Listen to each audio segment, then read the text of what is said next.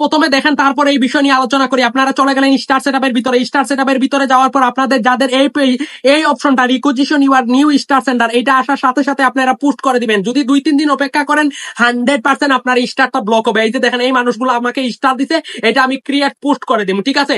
এটা আপনারাও পোস্ট করে দিবেন। নেক্সট দেখেন, এখানে লাস্ট 28 ডেজ লেখা। আপনারা অনেক মনে করেন স্টারটা কেটে নিচ্ছে ফেসবুক।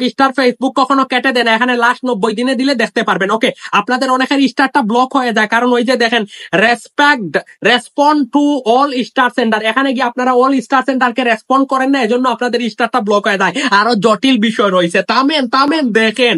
তারপর আপনারা এই উপরে এই সেটিং এ চলে যাবেন। এই সেটিং এ যাওয়ার পর এটা অফ থাকবে, আপনারা অন করে দিবেন। এখানে মিনিমাম আপনাদের লাইভে 10টা স্টার দিতে পারবে, এই 10 এডিটিং করে দিয়ে দিবেন।